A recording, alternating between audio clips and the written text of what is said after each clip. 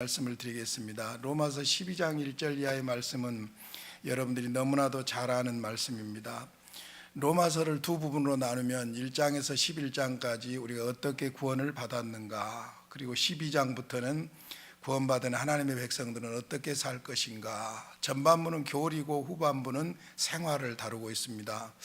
전반부 교리 부분도 사실은 구원론적으로 말하자면은 1장에서 8장까지 구원론 교리가 끝납니다. 소명, 중생, 회심, 신앙, 칭의, 양자, 성도의 견인, 성화, 8장에서 클라이막스를 이루고 있죠. 그런데 이제 9장에서 11장까지는 소위 이방인의 구원과 유대인의 구원 관계를 다루고 있죠. 유대인들이 복음을 거부함으로 이방으로 넘어갔고, 이방인의 수가 차기까지 이제 그 하나님의 역사가 진행되다가 종국에 이제 유대인들도 회개하고 돌아온다는 그런 개념이고, 이 구원 문제는 인간적으로 다 이해할 수 없는 하나님의 주권적인 역사라는 것을 강조하기 위해서 마지막 11장 36절에서 하나님께로부터 모든 것이 나오고 주께로 말미암고 주께로 돌아간다는 소위 칼빈주의 요절인 하나님 절대 주권 사상이 강조되면서 전반부가 마무리됩니다.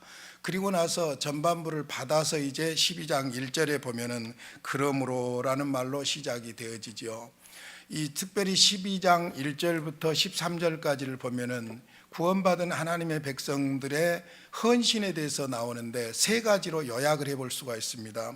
첫 번째로는 1절로 2절 말씀인데 하나님께 헌신입니다. 하나님께 헌신, 예배를 말하죠. 아마 이미 감을 잡으셨을 줄로 믿습니다. 1절로 2절 제가 다시 봅니다. 그러므로 형제들아, 내가 하나님의 모든 자비하심으로 너희를 권하노니 너희 몸을 하나님이 기뻐하시는 거룩한 산 제사로 드리라. 이는 너희가 드릴 영적 예배니라. 너희는 이 세대를 본받지 말고 오직 마음을 새롭게 함으로 변화를 받아 하나님의 선하시고 기뻐하시고 온전하신 뜻이 무엇인지 분별하도록 하라. 1절에서는 너희 몸을, 이 몸이 중요한 단어입니다. 그런데 2절에서는 마음을 그랬어요. 몸과 마음을 이야기하고 있는데, 먼저 1절 말씀에서 하나님의 모든 자비하심으로 그랬어요. 모든 자비하심이라는 말은 복수인데 큰 긍휼, 큰 사랑, 그런 의미가 있죠. 그러니까 하나님의 그 큰 긍휼, 그 사랑으로 권면한다. 그러니까 이 말씀이 얼마나 지금 바울 사도가 강조하려고 하는가 하는 것을 알 수 있죠.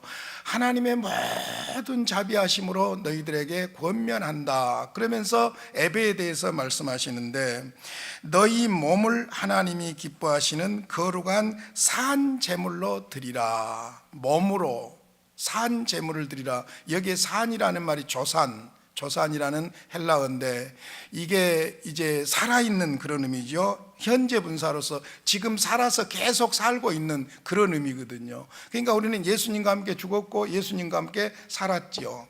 구약의 제사를 드릴 때는 전부 죽여서 드렸어요. 양이든 소든 다 죽여서 드렸고, 곡물을 드려도 아주 가루를 세미하게 부셔서 그렇게 드렸어요. 그러나 우리는 그 모든 것이 그리스도 안에서 다 이루어져 있는 것을 알고 있는데, 우리가 예수 그리스도를 구주로 영접한 순간 옛사람 나는 죽었고 거기서 끝난 것이 아니죠. 그것이 우리의 예배가 아니에요. 그리스도와 함께 살았어요. 살아있기 때문에 산 생활, 삶을 통해서 하나님께 예배하라는 거예요. 그러니까 거룩한 산 제물로 드리라는 말은 리빙 세크리파이스, 살아있는, 지금 현재 살아있는 존재로서 하나님께 드리라는 거예요. 그러니까 예배야말로 예수님의 십자가와 부활이 경험되는 너무너무나도 중요한 것이 예배라고 볼 수 있죠. 구약의 제사처럼 희생시키는 것이 아니에요. 오히려 그리스도로 말미암아 살아있어서 산 자들로서 하나님께 생활로서 예배하는, 이것이 바로 그리스도인들이 드려야 할 예배라는 말씀입니다. 그래서 리빙 세크리파이스, 산 제물로 드리라, 그렇게 말씀하고 있습니다. 그러니까 우리의 예배는 크게 보면은 개인적인 경건의 시간이 있죠. 그 다음에 공적인 예배 시간이 있죠. 그리고는 생활, 이 모든 생활이 다 산 제물인 거예요. 엄격하게 말하자면 우리가 하고 있는 모든 일들이 다 하나님과 관계된 일입니다. 하나님과 관계, 하나님과의 관계를 떠나서는 있을 수가 없는 것이죠. 그러니까 주님이 내 안에 와 계시고 부활하사 살아계신 주님께서 나를 통치하고 다스리시는 대로 하나님 앞에 개인적으로 나아가서 기도하고 말씀 묵상하고 공적으로 모여서 예배하고 또 우리가 생활을 통해서 모든 생활을 통해서 하나님께 영광을 돌리는 것이죠. 이것이 바로 예배입니다. 그런데 여러분, 중요한 것은 개인 경건의 시간도 중요하고 생활로서 하나님께 영광을 돌리는 예배도 중요하지만은 이것이 잘 되도록 하기 위해서는 교회가 무엇이 살아나야 되냐면은 공적인 예배가 살아나야 합니다. 공적인 예배. 여러분, 교회가 공적인 예배를 무시하는 순간 교회는 영적으로 문제가 생기기 시작합니다. 죄송합니다만은 그 세례 교인의 법적인 의무를 딱 몇 가지로 요약한다면 그 중에 하나가 뭐냐면 예배 생활이에요. 예배 생활이에요. 특별히 공적인 예배 생활이에요. 그래서 우리 헌법에는 6개월 동안 무단 결석을 할 때에는 별장부로 가게 돼 있어요. 별장부로 가게 돼 있어요. 1년 동안 무단 결석을 할 때에는요, 제명을 하게 돼 있어요. 교인 명부에서 빼게 돼 있어요. 예배가 그렇게 중요한 거예요. 그런데 너무 예배를 소홀히 하는 거예요. 특별히 죄송하지만 교회 중직자들이 공적인 예배를 소홀히 하시면 안 됩니다. 저는 전에 있던 교회에서도 장로님들이 바빠서 예배 못 나올 수도 있고 힘든 경우도 있고 직장상 어려움이 있을 수도 있어요. 그럴 때는 저는 이렇게 권면을 합니다. 잠깐 휴직을 하십시오. 휴직을 하시고 다시 할 수 있으면 다시 심으로 하도록 그렇게 하십시오. 왜냐하면 시무 장로님이나 집사님이나 권사님이나 이런 분들이 공적인 예배 시간에 보이질 않으면 새신자들에게 엄청난 안 좋은 영향을 끼치는 거예요. 새신자들은 열심히 와서 예배 드리려고 보는데 보면 꼭 하나님만 보고 이러고 예배합니까? 다 사방을 둘러보지요. 둘러보는데 누구도 안 보이고 마음에 말없이 시험이 들어요. 말없이. 그래서 교회가 실질적으로 모이지 않으면 교회는 능력이 떨어지는 겁니다. 그래서 공적인 예배를 교회는 아주 중요하게 여겨야 되고, 죄송하지만은 많이 모일수록 에너지가 발산되는 것을 볼 수 있어요. 살아있는 사람들이 그만큼 하나님께 영광을 돌리기 때문이라고 볼 수 있죠. 어찌됐든 우리는 예배를 통해서 하나님께 헌신하는, 이 예배를 소중하게 여기는 사람들이 살아있는 그리스도인들인 줄로 믿습니다. 그래서 2절에서 1절 마지막 부분에 산 제물로 드리라, 이는 너희가 드릴 영적 예배니라 그랬어요. 이 영적 예배라는 말을 나나주에 보면은 뭐라고 했냐면은 합당한 예배니라 그랬어요. 합당한 예배니라. 이것이 이 스피리추얼 워십이 아니라 로키켄이라고 했어요. 로키켄. 헬라 원문에 보면 로키켄, 합리적이다, 합당하다, 그런 말이에요. 그냥 뭐 영성 있다 그런 개념의 실력, 그 영적 예배니라 그런 말이 아니고 합당한 예배니라, 합리적인 예배니라 그 말이에요. 살아있는 사람들이 산 삶을 통해서 하나님께 영광을 돌리는 이것이 합리적이고 합당한 예배라는 것입니다. 그러므로 우리가 예배를 무슨 제사 드리듯이 그렇게 드려서는 안 되고, 살아있는 그리스도인들로서 우리가 하나님께 예배하는 이것이 바로 우리가 해야 할 헌신인 줄로 믿습니다. 예배를 통해서 하나님께 헌신이 되지 않는 사람들은 그 다음 단계는 죄송하지만 희망을 걸 것이 없습니다. 하나님과의 관계에서 하나님께 헌신하는 아주 결정적인 키가 뭐냐? 예배입니다. 그래서 우리가 내면적으로 개인적으로 예배를 소홀히 하는 순간 그 사람은 영적으로 이미 쇠퇴되고 있는 거예요. 예배를 무시하는 순간 그 시대는 문제가 생기는 것을 볼 수 있습니다. 지금 여러분, 우리나라의 교회들이 문제가 많이 생기고 있는 이유 중에 프로그램이 없어서 그러겠습니까? 죄송하지만 옛날처럼 교회가 재정이 그렇게 어렵습니까? 그렇지도 않습니다, 여러분. 근데 어떤 문제냐면요, 전부가 다 세속적인 마인드가 교회 안에 들어와 버린 거예요. 여러분, 선진국이 되면은 일어났던 모든 교회 안에 기현상들이 우리나라에서 다 일어나고 있는 거예요. 정말로 힘들고 어려울 때는 하나님이 아니면 죽을 줄 살 줄 모르고 붙잡고 예배하고 기도하고 예배하는 것이 사명이었고 생명이었는데 그런 것이 다 없어지고 있어요. 거기에서부터 영적 힘을 잃으면서 생활 속에서 모든 문제가 생겨나고, 그러다 보니까 교회 안에서도 교회 밖에서도 상상할 수 없는 방탕한 일들이 벌어지는데, 여러분 고린도 교회 문제를 들어가서 보면요, 바로 5장에 교회 안에서 근친상간이 벌어져요. 근친상간이 벌어질 뿐만 아니라 성적으로 부도덕한 일들이, 고린디안 사람들이라는 별명이 붙은 것이 고린도인데, 그 성적으로 고린도가 타락한 그런 모습들이 전부 교회 안으로 들어오게 돼요. 그러다 보니까 문제가 생겨나는 것이죠. 우리가 다른 것은 어떻게 할 수 없다고 할지라도 교회가 예배를 소중하게 여기고 하나님께 헌신하는 이런 헌신이 이루어질 때 교회가 건강한 교회가 될 줄로 믿습니다. 그러기 위해서는 2절입니다. 너희는 이 세대를 본받지 말고, 세대라는 말이 아이온이라고 되어 있어요. 좀 정신적인 것하고 관련이 있습니다. 세상이라고 그럴 때는 코스모스라고 그러는데, 이거는 하나님과 대적하는, 하나님과 적대적인 그런 관계의 세상을 코스모스라고 그러죠. 그런데 아이온은, 세대는 정신적인 것하고 영적인 것하고 관련이 있다고 볼 수 있어요. 이 세상의 사조나 흐름이나 이런 것들을 본받지 말고, 그 말이에요. 저는 굉장히 이 말이 중요하다고 봅니다. 교회 안하고 교회 밖하고 지금 별로 구별이 되질 않아요. 가장 현저하게 드러난 것이 뭐냐면, 교회에도 자본주의 사상이 딱 잠식하고 있어요. 가만 한번 들어가 보세요, 여러분. 교회도 정말로 주님을 위해서 무엇을 할 것인가, 그걸 고민하고 있는 것이 아니라 무엇을 하기 위해서 돈이 있느냐 없느냐 그 생각만 하는 거예요. 저는 목회하면서 깨달은 것이 있어요. 하나님께서 교회가 성공적으로 성장하기를 원한다면 하나님은 사람을 붙여주시더라고요. 그런데 사람이 올 때 반드시 무엇이 오게 돼 있냐면요, 물질이 오게 돼 있어요. 돈도 오게 돼 있어요. 3차적인 거예요. 3차적인 것. 1차적인 것은 하나님과의 관계고, 2차적인 것은 하나님은 사람을 통해서 일하기 때문에 사람이 중요하고요.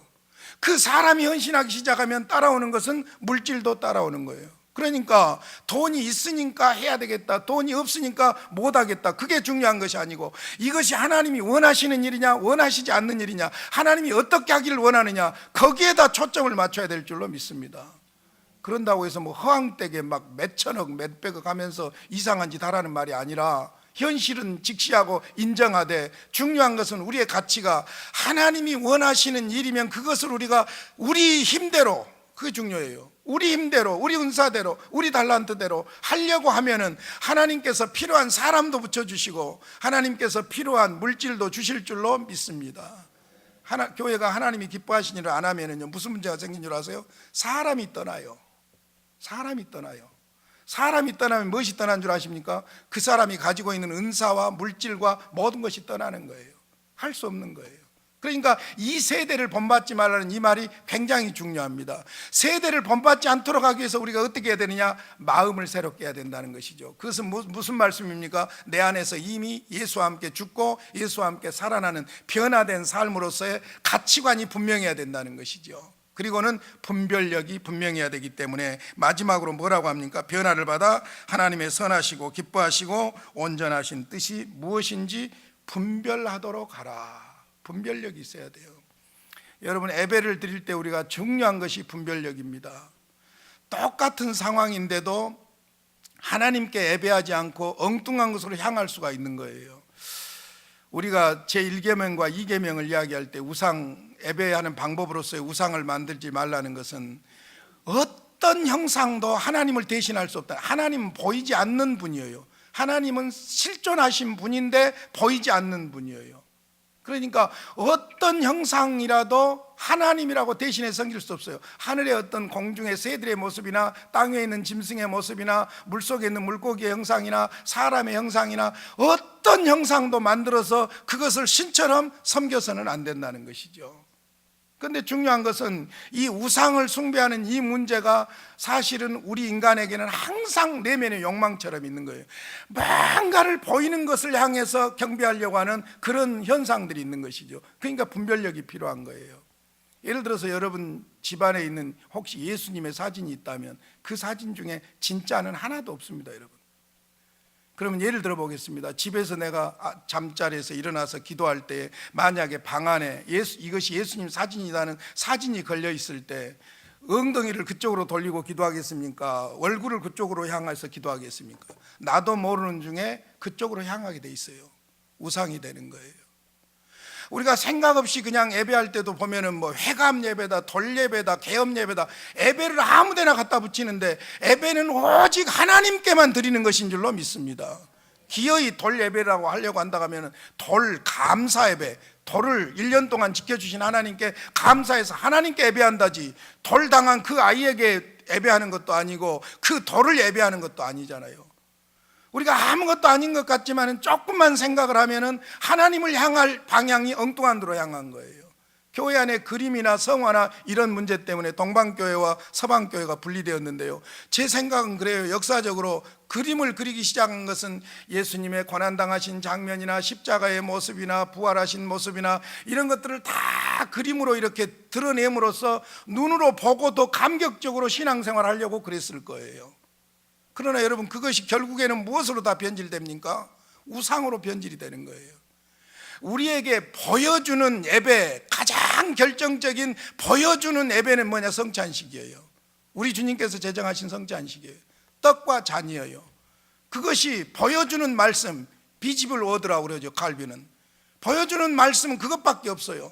그러니까 우리가 하나님께 헌신한다고 예배하는데 예배가 아닌 예배들이 많은 거예요. 그러니까 예배 시간에는 가능하면 누구 인간을 드러낸다든지 나타낸다든지 그런 게 옳지 않습니다. 오직 하나님께만 집중해야 될 줄로 믿습니다. 할렐루야. 그래서 하나님께 헌신하는 예배, 이 예배가 새순교에서 새롭게 회복되시기를 주님의 이름으로 축원합니다. 두 번째로는 3절부터 8절까지인데요, 하나님의 목적에 헌신해야 돼요. 그러면 하나님의 목적이 무엇일까? 나로 하여금 부르시고 내가 하나님을 위해서 일할 수 있도록 나에게 주신 직분이 있고 은사가 있어요. 그러니까 은사에 따라서 직분에 순종하라는 것이죠. 헌신하라는 것이죠. 그것이 3절로 8절입니다. 그런데 거기에 아주 중요한 원칙들이 나와요. 우리 3절 먼저 한번 보겠습니다. 시작. 내게 주신 은혜로 말미암아 너희 각 사람에게 말하노니 마땅히 생각할 그 이상의 생각을 품지 말고 오직 하나님께서 각 사람에게 나누어 주신 믿음의 분량대로 지혜롭게 생각하라. 자, 여러분, 직분과 관련해서 우리는 하나님께서 예수를 구주로 영접한 순간 사실 우리 모두에게 일할 수 있도록 은사를 주십니다. 은사를 따라서 직분이 맡겨집니다. 그 직분을 통해서 하나님의 목적을 이루어가는 것입니다. 그러므로 우리가 직분에 충성하는 것은 하나님의 목적에 헌신하는 것이고 하나님의 목적을 이루기 위한 것이 바로 직분에 대한 헌신인 줄로 믿는데, 이 직분에 헌신할 때 중요한 기본 원칙이 있어요. 그 중에 하나가 바로 3절 마지막 부분에 믿음의 분량대로 지혜롭게 생각하라 이거예요. 믿음의 분량대로. 근데 그 믿음의 분량대로 그 전에 이런 말씀을 하지요. 마땅히 생각할 그 이상의 생각을 품지 말아라. 오직 하나님께서 각 사람에게 나누어 주신 믿음의 분량대로 지혜롭게 생각해라. 믿음의 분량대로 지혜롭게 생각하라는 말은 무슨 말이냐면요, 자기의 위치나 자기의 조건을, 자기의 역할을 잘 분별하라는 거예요. 이게 중요한 거예요.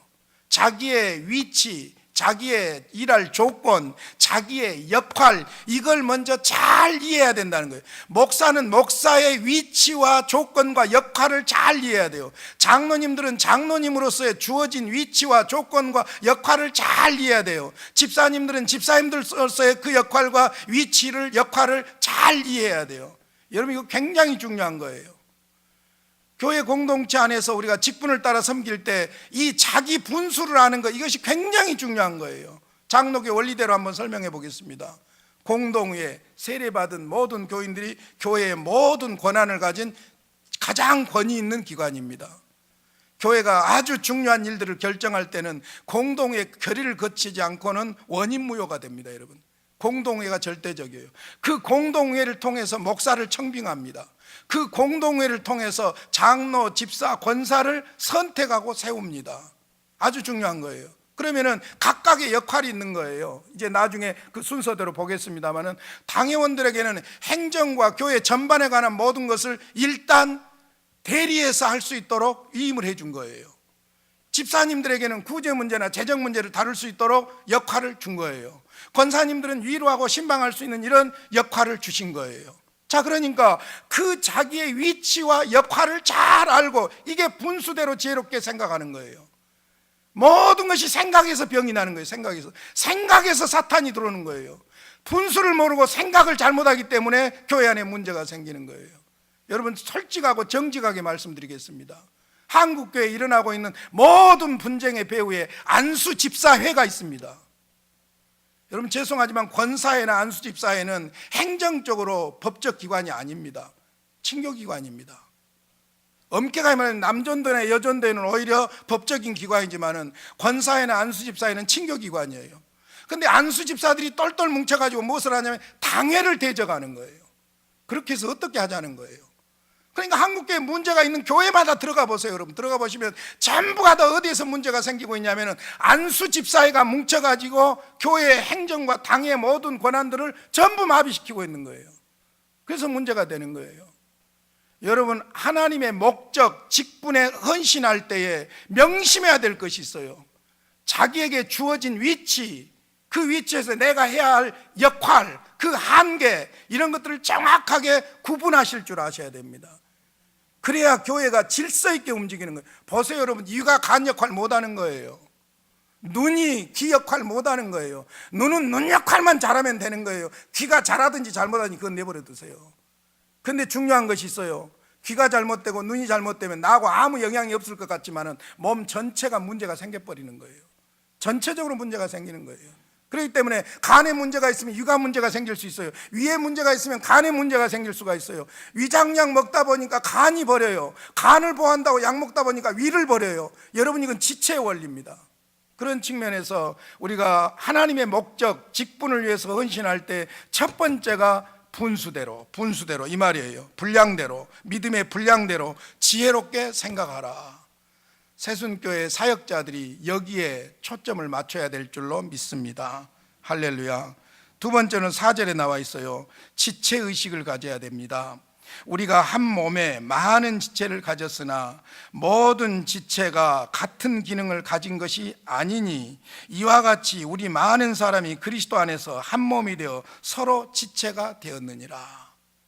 여러분, 지체의식을 가져요. 우리는 다 한 몸, 그리스도의 몸, 그리스도를 머리로 한 머리인 그리스도, 더 그냥 좀 이해 쉽게 말하는 뇌, 모든 몸의 명령을 내리는 뇌, 예수님과 연결되어 있는 각 지체들이란 말입니다. 자기 역할들을 잘하면 서로를 돕는 것이 되고 몸이 살아나는 역사가 일어나는 줄로 믿습니다. 그런 면에서 지체의식이 너무너무나도 중요하다는 것이죠. 사실 생각해 보면요, 우리 몸에서 어디가 제일 빛납니까? 얼굴이 제일 빛나죠. 그러니까 얼굴에다가 막 바르고 신경을 많이 쓰잖아요. 화장을 하는 정도가 아니라 변장을 하고 막 난리가 나잖아요. 왜냐하면 여기만 보이니까. 교회에서 얼굴이 어딜까요? 제가 생각할 때는 목사라고 생각해요. 근데 여러분, 얼굴에도 화장을 하고 난리를 친다고 해도 위가 안 좋거나 간이 안 좋으면 얼굴 색깔이 안 좋습니다. 그러죠. 그러니까 보이는 데만 중요한 게 아니에요. 오히려 중요한 것들은요, 밖에다 내놓으면 안 된 것들은 안에다 다 장치해놨어요. 이 몸의 구조를 보면 하나님께서 얼마나 기가 막힌지, 우리가 소우주를 보는 것처럼 기가 막히지 않습니까? 정말 소중하고 중요한 것들이 밖으로 내놓은 것이 아니라 안에 있는 것이에요. 안에 있는 것들이 기능을 잘못하면요, 얼굴에 문제가 생기는 거예요. 교회에서도 이제 저는 한때는 하도 그런 것이 싫어가지고 달력 낼 때에도 목포 세안교회 그렇게만 쓰고 밑에 전임은 담임 목사 쓰지 말아야겠어요. 쓰나 안 쓰나 내가 이제 막 부임이 왔으면 모르니까 알려주려고 그러지만은 세상이 다 아는데 그거 꼭 기어 있으냐. 왜냐하면 얼굴 마담 역할이 어쩔 때는 버거울 때가 많거든요. 그러다 보니까. 그런데 사실 보이지 않는 부분에 더 중요한 면들이 있어요. 마찬가지예요. 교회도 보이지 않는 곳에서 섬기고 계신 중요한 분들이 있어요. 새벽마다 몸부림치고 교회를 위해서 기도하고 계신 분들, 얼마나 소중한 분들인지 몰라요. 보이지 않는 곳에서 누가 알아주든지 안 알아주든지 교회에서 사소한 일들을 하고 있는 분들, 얼마나 소중한 분들인지 몰라요. 교회가 그런 분들을 귀하게 여겨야 할 줄로 믿습니다. 자꾸만 앞에서 발언이나 하고 큰소리나 치고 그런 사람들 여러분 무시하세요. 죄송하지만은 교회에서 별로 도움이 안 된 사람들이에요. 오히려 말없이 가슴 아파하면서 교회를 위해서 기도하고 섬기는 그런 사람들이 있어요. 교회가 그런 분들을 소중하게 여겨야 할 줄로 믿습니다. 그런 측면에서 지체의식을 가져야 돼. 지체의식. 누군가가 잘못되면 그것에 대해서 서로 괴로워할 수 있는 그런 상황이 건강한 교회인 줄로 믿습니다. 그 다음에 이제 이 하나님의 목적에 헌신할 때 중요한 세 번째 원리가 있는데 역할이에요. 역할. 6절부터 보겠습니다. 자, 지체이기 때문에 다 서로 다르다. 6절, 우리에게 주신 은혜대로 받은 은사가 각각 다르니 혹 애언이면 믿음의 분수대로. 여기에 애언이라는 것은 계시하고 관련이 있습니다. 하나님의 계시, 성경, 말씀이죠. 그러니까 애언은 말씀의 은사를 말합니다. 이것을 직분으로 이야기한다면 교회에서 말씀을 맡은 목사라고 볼 수 있어요. 목사가 가장 신경을 쓰고 초점을 맞춰야 될 것이 무엇이냐? 말씀 선포예요. 설교예요. 요즘은 보니까 목사님들이 복지의 전문가가 되고 별 전문가들이 다 나오고 있는 걸 볼 수 있는데, 목사에게 제 1차적인 사명은 뭐냐면은 성도들을 말씀으로 먹이는 거예요. 여러분, 아무리 교회가 훌륭해도 목사님의 메시지가 문제가 생겨버리면 교회는 문제가 생기는 거예요. 너무너무 중요한 부분이에요. 독초 먹여버리면 문제잖아요. 그러니까 이단을 가르치는 건 문제가 복잡해지잖아요. 교회가 시끄러워져 버리잖아요. 광주중앙교회가 그랬어요. 그런 부분들이 생겨나게 된 거예요. 그러니까 여러분, 중요한 것은 애언의 은사, 말씀을 가르치는 은사는 목사의 역할이라고 볼 수 있고, 그런 측면에서 여러분, 목사님을 위해서 기도해 주세요. 저는 우리 교인들에게 공적으로 이야기합니다. 최소한 주일 아침 식사 시간만이라도 오늘 말씀을 선포할 목사를 위해서 기도해 주십시오. 왜냐하면 우리가 이미 고린도전서를 통해서 보았지만은 말 잘한다고 여러분 설교 잘한 거 아니에요. 중요한 것은 성령의 나타남과 능력, 성령의 역사가 필요합니다. 그리고 말씀을 사모하면서 목회자의 설교를 위해서 기도하는 사람과, 그리고는 거기에 대해서 부정적으로 생각하는 사람과, 여러분 그 시간에 받는 말씀의 질이 달라지는 거예요. 그런 측면에서 여러분, 목사님을 위해서 더 기도하시기 바랍니다. 교회는요, 어떤 면에서 강자가 약자를 지배하는 것이 아니라 강한 자가 약한 자를 섬기고 돌보는 거예요. 목사님에 대해서도 한없이 약한 자로 여러분들이 이해를 하셔야 돼요. 그래서 목사님의 메시지를 위해서 기도할 때에 목사님의 메시지가 살아나고, 메시지가 살아날 때에 교회가 살아날 줄로 믿습니다. 그 다음에 혹 섬기는 일이면 섬기는 일로. 이 섬기는 일은 디아콘, 집사를 말합니다. 집사, 봉사하는 직을 말하죠. 집사직도 봉사하는 직이죠. 그 다음에 혹 가르치는 자면 가르치는 일로. 여기 가르친다는 것은 교사를 말합니다. 1세기 공동체에서는 교회가 교사라는 아주 독특한 직분이 있어서 요즘 주일학교 교사들하고는 수준이 달라요. 그러면 애언의 은사하고 가르치는 은사는 어떻게 다르냐면, 애언은 계시하고 관련이 있는데 가르치는 것은 지식하고 관련이 있어요. 그러니까 또 말씀을 선포하는 목회자와 다르게 독특하게 교회에서 말씀을 양육하는 그런 교사들이 있었다는 것이죠. 그 다음에 위로하는 자면 위로하는 일로. 위로자는 잘 아시는 대로 권사님들이죠. 우리식으로 말하자면 권사님들. 권사님들은 병든 자, 약한 자, 어려운 자들을 돌아보고 신방하고 격려하는 것이 그분들이 할 일이죠. 그 다음에 구제하는 자는 성실함으로. 사실 예루살렘 교회가 사도행전 6장에 교회가 커지면서 역할 분담이 일어나는데, 그게 교회 성장에 엄청난 영향을 끼치는 것을 볼 수 있는데, 원래 집사를 불렀을 때 그 직분의 역할이 뭐였냐면 구제하는 일이었어요. 성도의 수가 많아지니까 사도들이 구제하는 일에다 신경을 쓰다 보니까 말씀과 기도하는 일에 문제가 생겨나기 시작한 거예요. 그러니까 성령께서 지혜를 주셔서 사도들로 하여금 구제 역할을 할 수 있는 집사들을 세우기 위해서 그들에게 역할을 하게 하고, 사도들은 말씀과 기도에 전념할 수 있도록. 그래서 여러분 7 집사를 세웠는데 사도행전의 역사는 그 7 집사의 역사예요. 가만 보면. 자, 7장에서, 사도행전 7장에서 누굽니까? 스데반 집사가 멋있게 구약에서부터 관통하는 기가 막힌 구속사 설교 한 편하고 돌에 맞아 죽습니다. 그 현장에 사울이라는 청년이 있었습니다. 그리고 그 일로 인해서 예루살렘 교회에 핍박이 일어납니다. 그것이 교회가 망하는 것이 아니라 하나님의 역사하심이었어요. 예루살렘에 뭉쳐있던 교회를 밖으로 내보내는 일이었습니다. 그래서 그때부터 6 집사가 밖으로 나가기 시작해요. 사도 외에 6 집사가 밖으로 나가기 시작합니다. 빌립 집사가 8장에서 사마리아의 복음을 전하는데, 예루살렘과 온 유대와 사마리아 벽을 넘기는데 빌립 집사가 사용을 받습니다. 그 다음에 이제 계속해서 나머지 5집사들이 가면서 처음에는 유대인들에게 복음을 전하는데 나중에는 헬라인들에게도 복음을, 이방인들에게도 복음을 전해요. 그러면서 11장에 생겨난 것이 바로 이방선교의 전진기지인 안디옥 교회가 생겨나게 돼요. 그러니까 여러분, 구제하는 일을 단순히 구제라고 생각하는 것이 아니라 선교적인 차원에서, 영혼을 구원하는 차원에서 구제를 생각해야 할 줄로 믿습니다. 저는 그래서 우리 교회에 그냥 봉사부라고 하지 않고 선한 사역부라고 이름을 좀 바꿨어요. 구체화하기 위해서 선한 사역부라고 바꿨어요. 그리고는 특별한 때만 아니라 수시로 교회 안에 있는 어려운 사람들이 있으면 가만히 돌보는 거예요. 여러분, 구제하는 것도 지혜가 필요해요. 막 나팔 불고 구제 받고 싶은 사람 아무도 없어요. 없는 분들에게 마지막 남아있는 것이 뭐냐면 자존감이에요. 그건 무너뜨리면 안 돼요. 그러니까 구역에서 알게 모르게 구역 책임자들, 이런 분들이 어려운 분들 선한 사역부에다 이야기해 주면은 가만히 남이 모르게 이렇게 도와주고, 그렇게 하니까 교회가 살아나기 시작하는 거예요. 여러분, 그러니까 구제를 단순하게 어려운 사람 도와준다 그런 차원이 아니라 영혼을 살리고 구원하는 차원에서 이 구제 사역이 교회 안에서 생명력 있게 이루어져야 될 줄로 믿습니다. 제가 가끔 이런 이야기를 해요.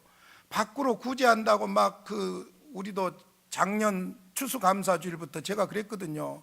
하나님이 기뻐하신 일을 하자. 우리의 미래에 대해서는 하나님께 맡기고 하나님이 기뻐하신 일을 하자.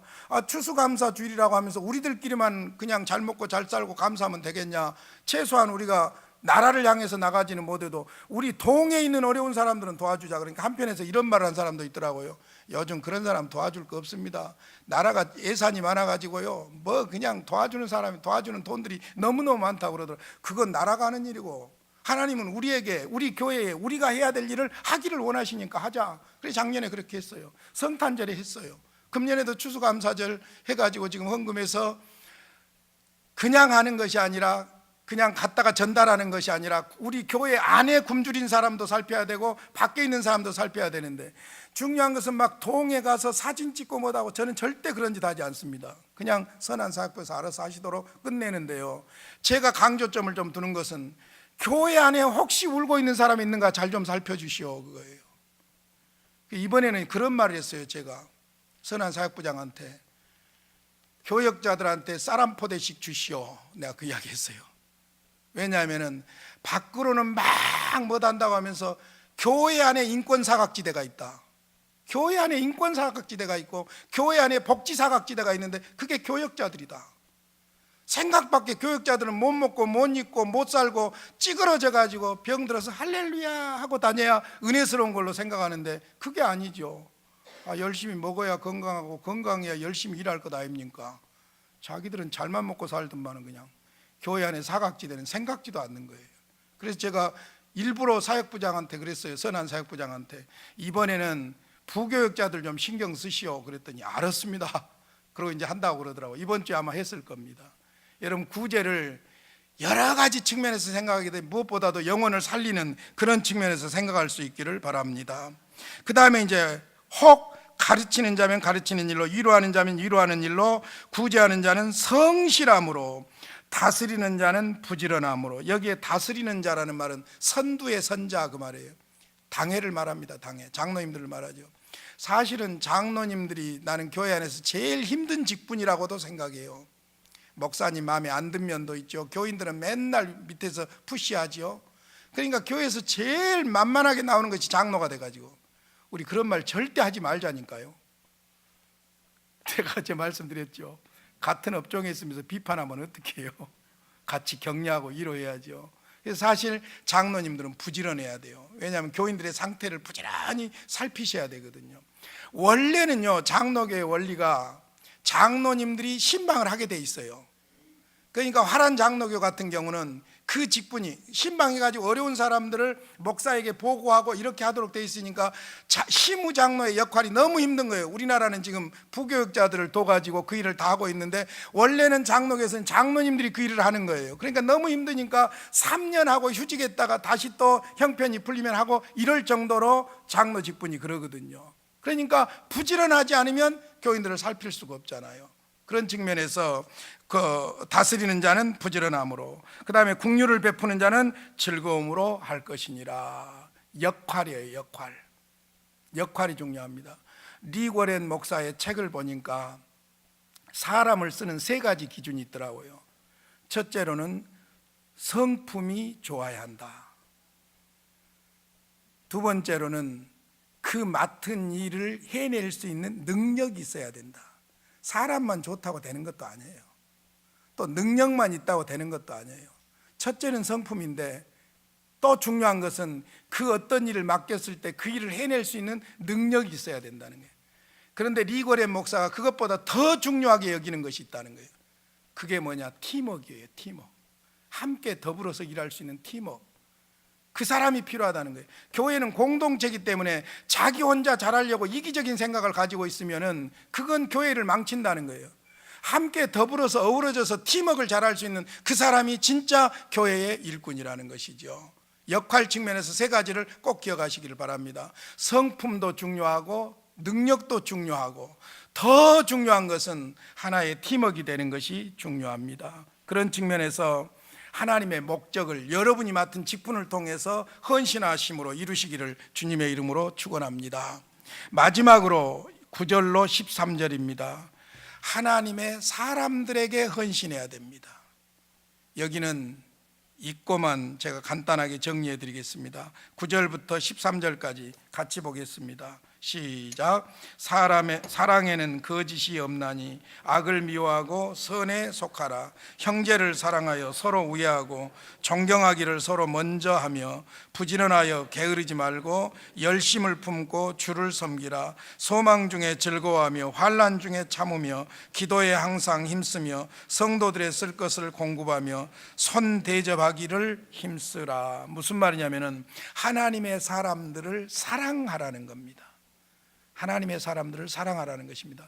요한복음 13장 예수님께서 마지막 만찬을 드시고 제자들의 발을 씻기시고 주셨던 세 계명이 있죠.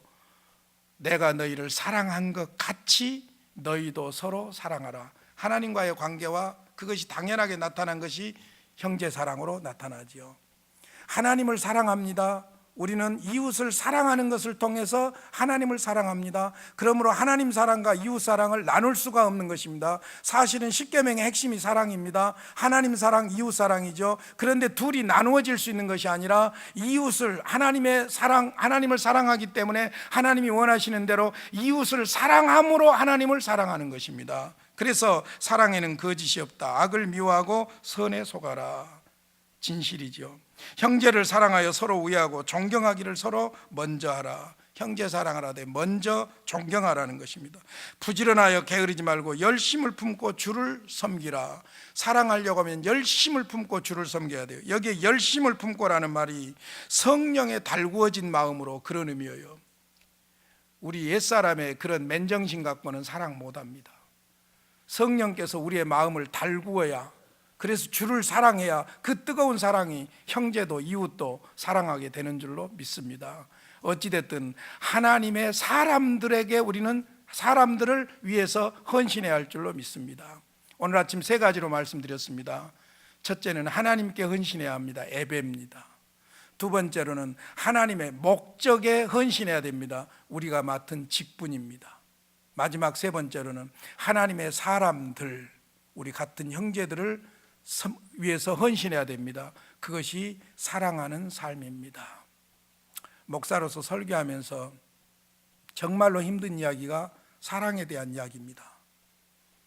죄송합니다만 저도 목회하면서 평생 눈치만 보고 살아가지고요, 눈치가 뻔하거든요. 받아 먹으면서도 미운 사람이 있어요. 죄송하지만 이거 안 줬으면 좋겠다 그런 생각이 든 사람이 있어요. 내 것 주면서도 이쁜 사람이 있어요. 그게 사람이에요, 여러분. 칼빈이 말한 대로 하나님을 아는 지식과 인간을 아는 지식이 균형을 잡을 때 온전한 신자가 될 수 있는 거예요. 여러분 스스로 천사처럼 착각하지 마세요. 하나님처럼 착각하지 마세요. 우리는 사람이에요. 아무리 몸부림쳐봐도 사람이에요. 하나님의 도우심이 아니면 설 수가 없어요. 그런 측면에서 우리가 내가 사랑하니까 사랑을 선포한다? 외식이에요. 아닙니다. 미워하는 사람이 있어요. 사랑하는 사람이 있어요. 그럼에도 불구하고 하나님께서는 사랑하라고 하셔요. 그러니까 나는 사랑을 설교할 수밖에 없고, 그 설교의 대상은 성도들만 아니라 내 자신까지도 포함되어 있기 때문에 우리는 형제를 사랑해야 할 줄로 믿습니다.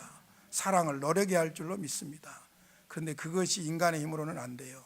그래서 오늘 밤에 그 해답을 드리도록 하겠습니다. 찬송하겠습니다. 찬송가